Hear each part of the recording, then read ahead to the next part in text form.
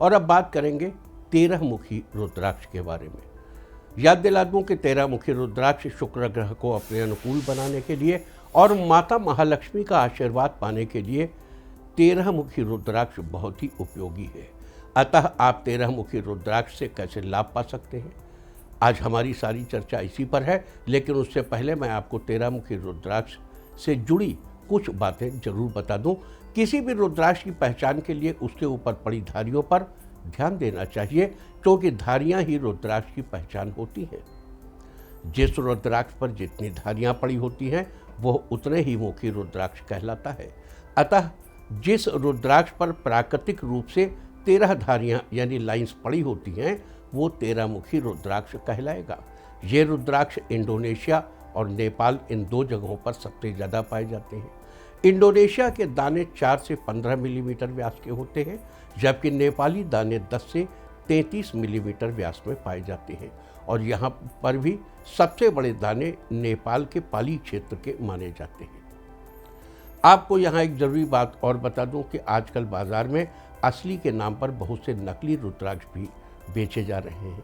आपको इनसे बेहद सावधानी बरतनी चाहिए। असली नकली रुद्राक्ष की पहचान नज़र से होती है। इसके अलावा 5 से 6 घंटे धूप में रखने पर अगर रुद्राक्ष टूटे या चटके नहीं तो वो असली है। क्यों, रुद्राक्ष को चिपकाएंगे ना किसी चीज़ में, धूप में रख देंगे तो लाख या जो भी चीज़ है वो गड़बड़ हो सकती है। तो ये सब टेस्ट हैं अपने छोटे छोटे करने के लिए। अब जैसे कहते हैं रुद्राक्ष डूब जाए या ऊपर तैरे, अब ऊपर तैरे तो नकली है और डूब जाए तो असली है। अब उसको अगर आप उसी रुद्राक्ष को तेल में भिगो दीजिए, फिर ये तैरेगा कि डूबेगा, तो फर्क हो जाएगा ना दोनों में। तो ये सारी चर्चा थी 13 मुखी रुद्राक्ष की पहचान, असली नकली रुद्राक्ष के फर्क को समझने की। और अब आगे बढ़ते हैं। शुक्र ग्रह और माता महालक्ष्मी के अलावा इस 13 मुखी रुद्राक्ष को कामदेव और इंद्रदेव का आशीर्वाद भी प्राप्त है। ऐसा भी उल्लेख मिलता है कि एक बार इंद्र ने अपना साम्राज्य खोने के बाद बृहस्पति और ब्राह्मणों अपने गुरु देवगुरु बृहस्पति और ब्राह्मणों की सलाह पर 13 मुखी रुद्राक्ष धारण किया, जिससे उन्हें राज्य वापस मिल पाया। कुछ ग्रंथों में इसे विष्णु जी द्वारा भी शासित माना गया है। कहते हैं इस 13 मुखी रुद्राक्ष को धारण करने से व्यक्ति की सभी कामनाएं यानी इच्छाएं पूर्ण होती हैं। इससे धारक को आध्यात्मिक और भौतिक उपलब्धियां प्राप्त होती हैं और साथ ही जीवन का पूर्ण रूप से उपयोग करने के लिए सुख साधन भी मिलते हैं। अतः जीवन की गति को सरल बनाने के लिए ये 13 मुखी रुद्राक्ष बहुत ही फायदेमंद है। पद्म पुराण के अनुसार 13 मुखी का ये दाना सौभाग्य का, सद्भाग्य का कारक है, यानी ये भाग्य को बढ़ाने का काम करता है। इस रुद्राक्ष के बारे में कहा जाता है कि इसे धारण करने वाला व्यक्ति और शरीर त्यागने के बाद स्वर्ग को पाता है। जो इसे धारण करता है देह त्याग के बाद स्वर्ग को प्राप्त करता है।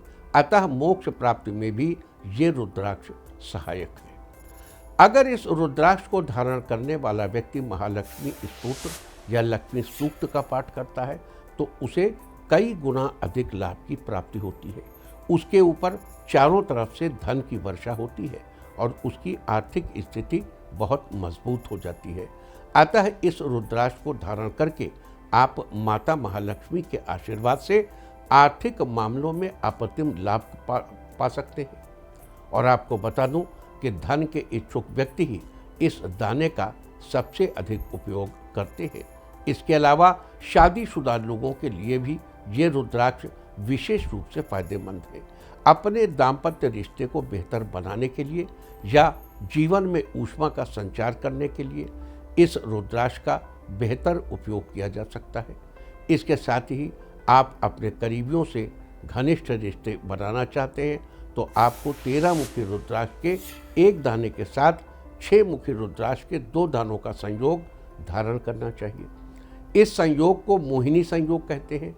इससे करीबियों के साथ आपके रिश्ते बहुत मजबूत रहेंगे। अगर आपकी प्रोफाइल के हिसाब से बात करें तो जो लोग कला के क्षेत्र से जुड़े हैं, जो मंच कलाकार हैं, जो अभिनेता हैं, नेता हैं या जो लेखक हैं, साथ ही जो लोग किसी सरकारी विभाग में उच्च पद पर आसीन हैं या जो किसी चीज़ के विक्रय से संबंध रखते हैं, उन सब के लिए त्रयोदश मुखी यानी 13 मुखी रुद्राक्ष बहुत ही लाभदायी है।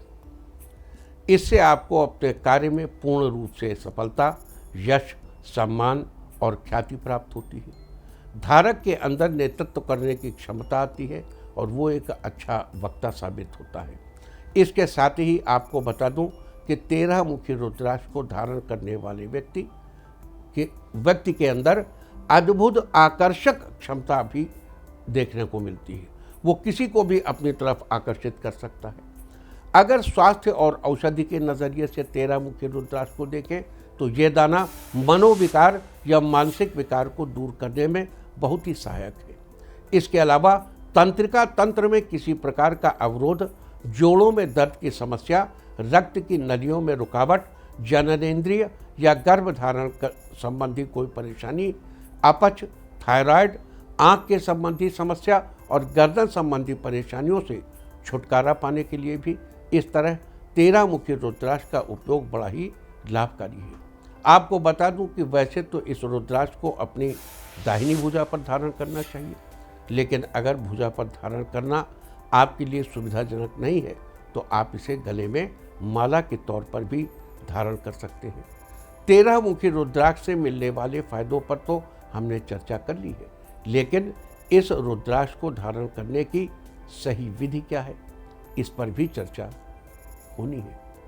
किसी भी रुद्राक्ष को धारण करने से पहले उसकी उचित प्रकार से पूजा और उस पर मंत्र का जप किया जाना बहुत जरूरी है। अतः आपको बता दूं कि 13 मुखी रुद्राक्ष को धारण करने के लिए सबसे पहले रुद्राक्ष को गंगा जल या शुद्ध जल से स्नान कराएं, फिर उस पर थोड़ा सा चंदन घिसकर लगाएं। उसके बाद रुद्राक्ष को धूप दिखाएं और उस पर एक सफ़ेद फूल चढ़ाएं। फिर शिवलिंग या शिव जी की फोटो या मूर्ति से रुद्राक्ष का स्पर्श कराकर ओम नमः शिवाय मंत्र का कम से कम 11 बार जप करें। अगर विभिन्न शास्त्रों के हिसाब से रुद्राक्ष पर मंत्र जप की बात करें तो शिव पुराण के अनुसार ओम ह्रीं नमः, मंत्र महारणों के अनुसार ओम शांग चौं नमः, पद्म पुराण के अनुसार ओम छौं, स्कंद पुराण के अनुसार ओम क्षय स्तौ नमः। इसके अलावा महामृत्युंजय मंत्र ओम त्रयंबकम यजामहे सुगंधिम पुष्टिवर्धनम उर्वारुकमेव बंधनान् मृत्युर्मुक्षीयमामृतात् और अघोर मंत्र ओम अघोरेभ्यो सघोरेभ्यो घोर घोरतरेभ्यः सर्वेभ्यो सर्वशर्वेभ्यो नमस्ते अस्तु रुद्ररूपेभ्यः। इस प्रकार विभिन्न मंत्रों का जप करने के बाद आप उस रुद्राक्ष को धारण कर सकते हैं। तो ये सारी चर्चा थी आज विशेष तौर पर 13 मुखी रुद्राक्ष के बारे में। शास्त्रों में 13 मुखी रुद्राक्ष का क्या महत्व है, आप इससे कैसे लाभ उठा सकते हैं, कैसे माता महालक्ष्मी का आशीर्वाद पा सकते हैं और शुक्र संबंधी परेशानियों से छुटकारा पा सकते हैं, हमने इसके बारे में चर्चा की। इसके अलावा कल हम बात करेंगे 14 मुखी रुद्राक्ष की। उम्मीद है कि आप इस चर्चा का लाभ जरूर उठाएंगे।